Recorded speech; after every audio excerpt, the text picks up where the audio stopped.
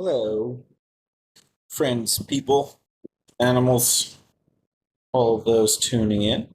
This is Astro Jojo coming back to you with astrological Fibonaccian astroscience. As I mentioned before, we are no longer looking at the Western Zodiacs. They done, son! So this is what I call Earth-centered science because based on the shifts that happened in December, the midheaven, which is the Earth body, which was in a helical cycle, um, poles shifted Ketu Rahu and Chiron, creating what would be an Earth an Earth-centered plane. So we should really be looking at astrology from what I call Earth-centered science.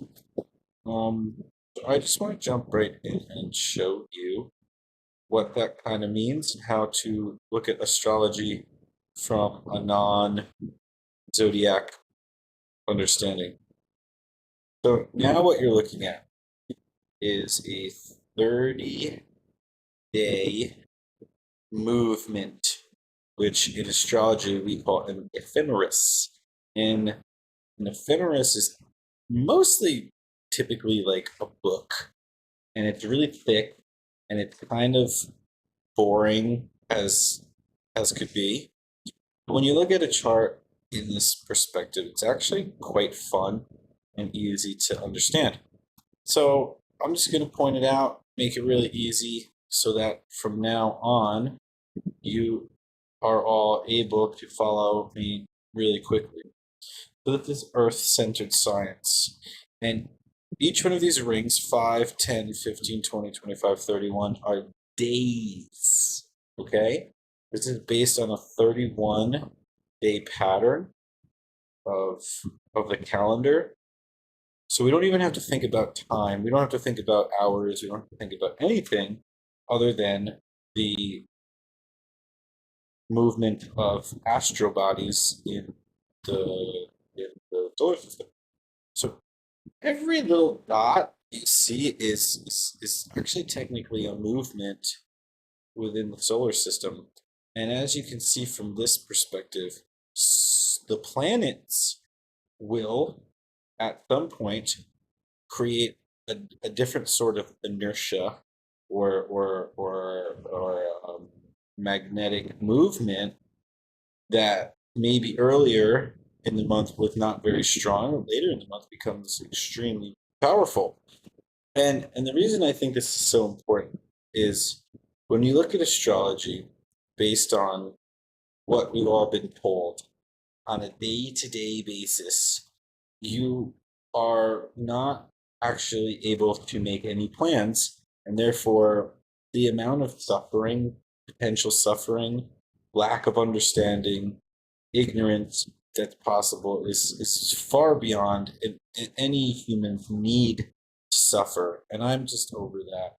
So we're not suffering anymore. So what I'm showing you now is a 30-day movement pattern called an ephemeris, Earth being the center body, January 1st. Okay? So just to get an understanding of how this is going to go is when you look at the pattern of planetary movements, you can always see the planet, right? So you've got Neptune, Venus, Saturn, Sun, Mercury, Pluto, Uranus, Jupiter, Mars. And they're kind of chill for the most part of January. But really, the reason I think this is so much more beneficial is if you look at the ring of the 20th and you follow the ring of the 20th, you'll see the sun does this cross pattern, which would be same as looking at a conjunction. Okay, so there's really there's a humongous difference between Western astrology, but as far as astrological terminology, it could be exactly the same. I'm just eliminating um, uh, textiles and oh my gosh, all these really hyper non-intuitive connections between planets and being human. So really what's really important is the big ones. And if you look at what I'm showing you now, this um um astro science, we can just pinpoint. We just pinpoint. And if you pinpoint, you're really going to create a better ability to plan for potentials. Well, in the meantime, just get on with your damn life, man. Get on with your damn life. Life's already difficult. We don't need a day-to-day garbage. So anyway, on the 20th, um, Pluto makes a conjunction with the Sun on the 20th. Okay? On the 20th, Saturn makes a conjunction with Venus. So you have two conjunctions on the same day, right? Two different aspects of the sky. Saturn, Venus, Pluto, Sun. Saturn, Venus, opposing planets. Pluto, Sun, priority planets, okay? Prioritizing at the same time, preparing for potentials. That's all I'm gonna take. That's all I'm gonna say. Two things, two important things between the 20th and I would say the 22nd. And the 20th and the 22nd of January, two most important dates. 20th and the 22nd, two conjunctions. Simplify your life, people. Okay? Moving on. February. See, the February motion is really cool. And this is just so easy, guys. I just can't even stress enough how easy this has become. Because look at this. On the 28th of February, we end with a full moon or a new moon. I mean, I don't even care. They're both equally powerful energies. The fact that it's blue tells me that it's probably a full moon or a new moon. I don't know. I don't care. I'm still working out the kinks. Okay? So let me zoom in. Zoom in. Arr. Zoom in. Zoom in. Bop, bop, bop, bop. Okay, cool. There you go. Resumed it. Now, here's your full moon, new moon. I would say this is probably a new moon ending on the 28th. This ring of the 25th, you have Saturn, which hasn't moved at all, and you have Venus. That's been pretty active in the latter parts of the month, which was the later part of January, is going to conjunct around 26, 27, 25, 26, 27. That's the same pattern, right? So we just looked at that. Prioritizing and preparing for potentials. So it happens two times. It happens two times. I mean, I'm not saying I understand everything, but I'm pretty damn clear that I'm seeing a certain type of science here that is just not of the normal capacity, and I'm just gonna keep going with it because I'm really pretty keen that this is really important. And so you have this happens twice. So at the near the end of January, prioritizing at the same time preparing for potential problems. And then it happens again in February between the same time of the 25th, 26th. Okay?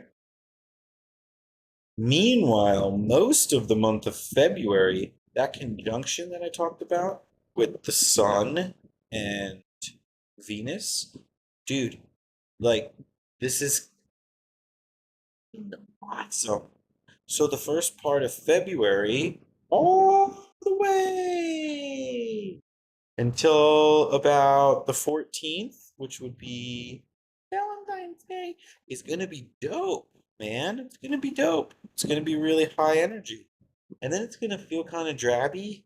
And then all of a sudden it's going to get like, shh, get ready to rumble. Or just prepare to rumble. You don't have to rumble, man. Just prepare for rumble. And if you're prepared, there's no surprise and there's no reaction. If there's no reaction, there's no karmic body to deal with, there's no ego. And then the month ends on a full moon or a new moon.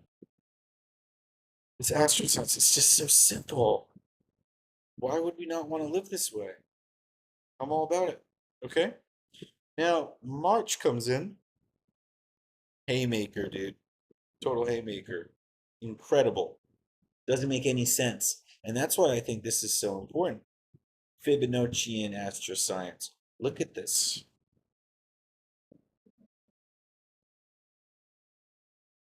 Look at this.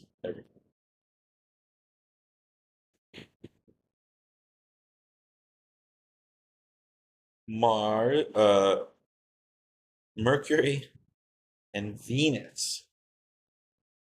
Retrograde. Oh, it's a backwards moving motion. You can see it, dude. We don't even have to play any kind of guessing game whatsoever. Right here, you have a retrograde motion.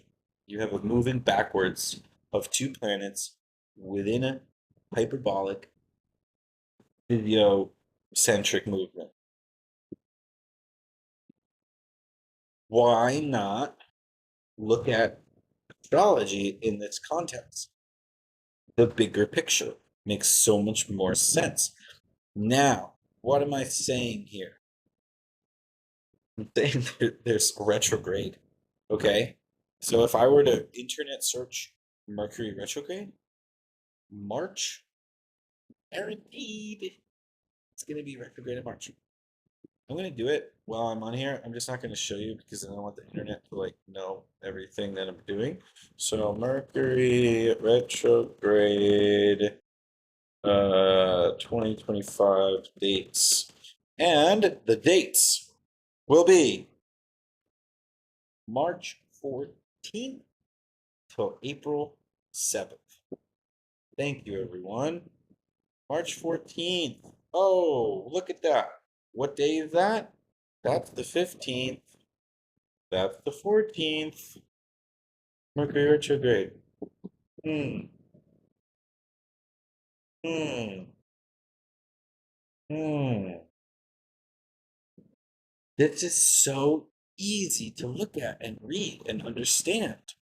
Now, what I can say about this retrograde, because retrogrades always seem to mess people up, is you're gonna have that typical retrograde reflux,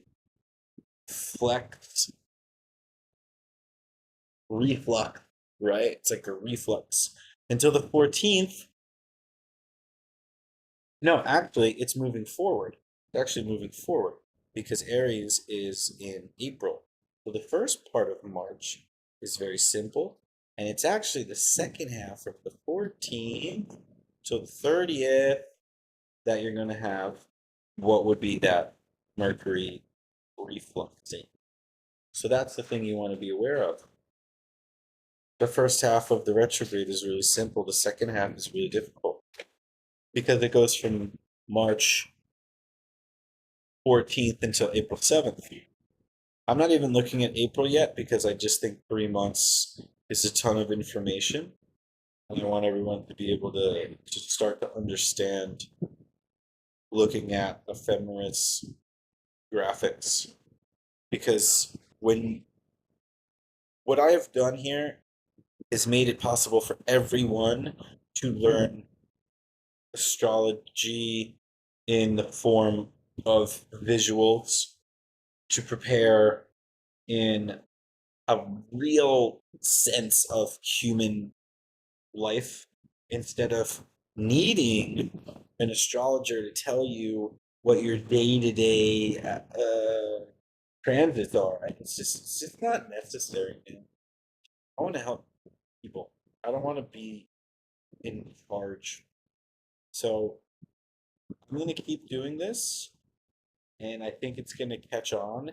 And I hope that, you know, I'm able to be supported and support others and share this knowledge that I have discovered so that we don't need teachers, we don't need masters. I want everyone to be their own master. And astrology's been around longer than any other science. And like whatever, whoever says that astrology is not science, we go, whatever. 'Cause I love you guys. Love everybody. It's so cool. Come here.